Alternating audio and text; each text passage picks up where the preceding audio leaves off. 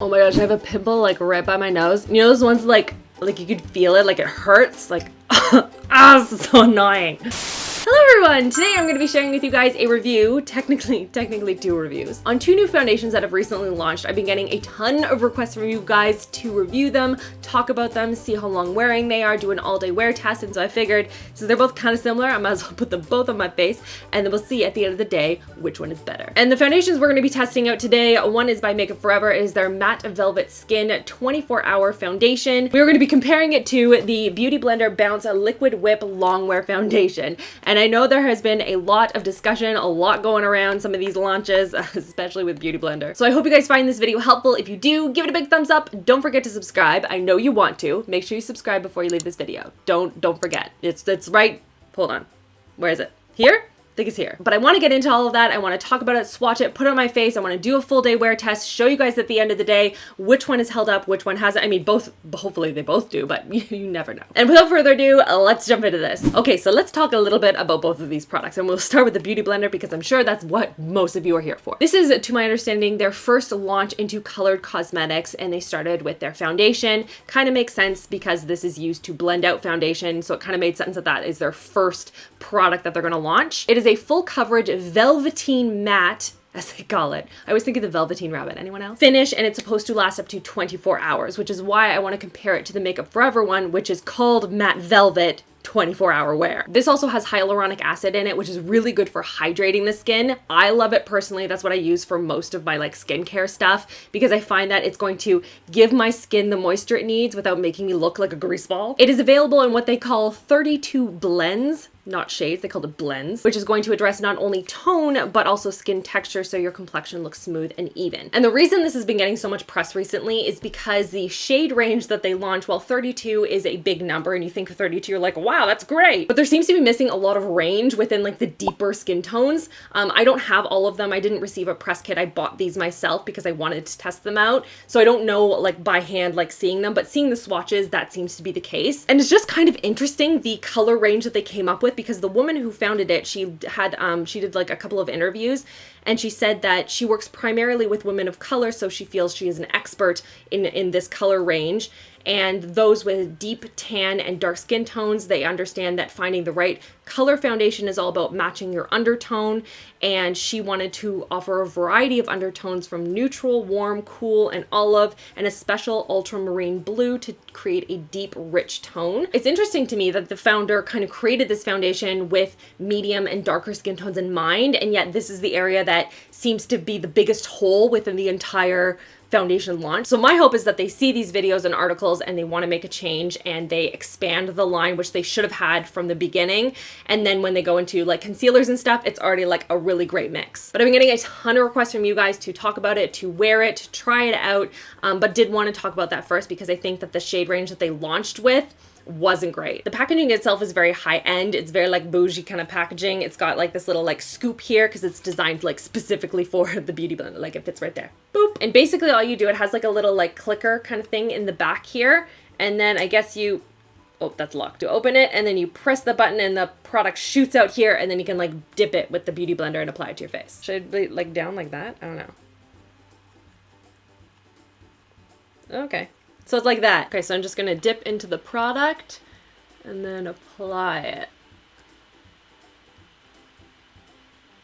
So it's very, very full coverage. Oh, it hurts so much. Oh, you know when you try and put like foundation on top of a zit? Ow. I'm kind of curious if this is gonna like oxidize it all on my skin or if it's gonna like actually stay this color, you know? So that was like 1.5 pumps on my face. So it was pretty good coverage. You can see no foundation. Like, I don't know, what do you guys think? Does it look good? Good? We can go on to the next? Okay. The Makeup Forever Matte Velvet Skin is also full coverage, supposed to be 24-hour wear. It has a matte velvet kind of a finish to it. It says here it's not going to cake, flake, fade. It's going to give you the appearance of smaller looking pores. It has 40 different shades to choose from. One thing that I actually really liked when I was trying to pick out which shade I wanted is on the website, on the Sephora website, they show you the swatches dry as well as wet. Because you know, sometimes products will oxidize. So basically this is just showing you like, hey, pick the one that's gonna match you the best when it's dry. So I appreciate that. Brands, take note, do that more. And what do you guys think of the shade range for the Makeup Forever one? Obviously they have 8 more shades than the Beauty Blender one, but what do you think of the actual like diversity of shades within the actual collection? What do you think? I wanna know. And I'm gonna try this one with a brush and we'll just see how that differs because obviously they're very similar formulas. Well, this one is very light. Oh, I don't like how this is applying with a brush. Nope, don't like that. So I can use the other side of my Beauty Blender and we'll try that instead. It was actually kind of interesting seeing how little of the product the Beauty Blender soaked up of the Bounce formula.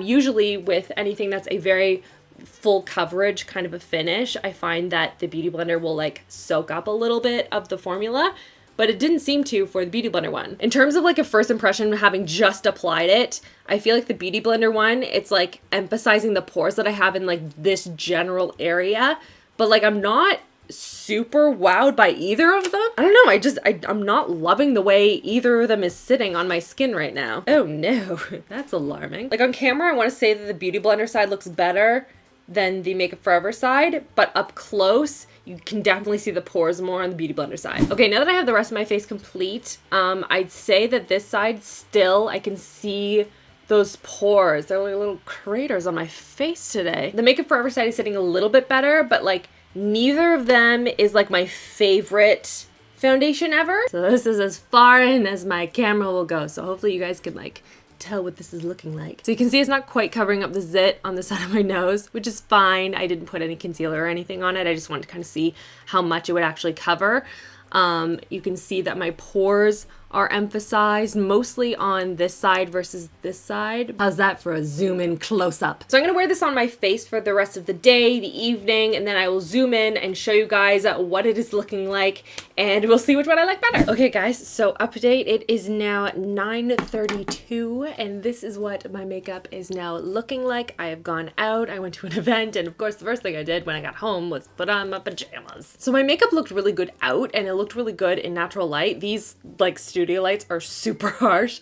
They don't let anything slide, so we'll see what this looks like, but just taking that into consideration. I think I prefer the Makeup Forever side versus the Beauty Blender side, only because on the Beauty Blender side, it's sort of catching a little bit on any texture, on little like acne spots that I have. It's really like sinking into smile lines, and it's sort of like crusting around my nose, which is not really that attractive. And on the Makeup Forever side, everything is just a little bit smoother. It's still catching in my smile lines, which is pretty normal. Like most product will end up there. You know what? It's called being a human, but the rest of it looks nice and smooth. It's not really making my pores look really pronounced. I mean, both sides, like just looking at them, nothing is really faded, which has been nice. I just like the texture of how my skin looks a little bit better on the Makeup Forever side. But I don't know. What do you guys think? Which side do you like better? Do you have a preference? Have you tried either of the products before? Do you like one or the other? I want to know. Leave me a comment down below. Let me know. Don't forget to subscribe so you don't miss out on new videos every Tuesday and Sunday. Not Tuesday. Why did I say Tuesday? Every Thursday and Sunday, I will have new videos up here on my channel. I also do a kind of lifestyle testing recipes and wish products and declutters and all sorts of stuff on Rachel's Life. If you are interested in that, I will link a bunch of videos on the screen for you guys in case you want to check out some more stuff, because if you're like me on YouTube, you just kind of cycle through content. You just keep going through the videos. So if you end up on a different video, let me know in the comments there that you came from this video, because I like to see it. I see it on my phone. Just saying. I hope you guys are having an awesome week, and I will see you guys all on Sunday. Love you all. Mwah.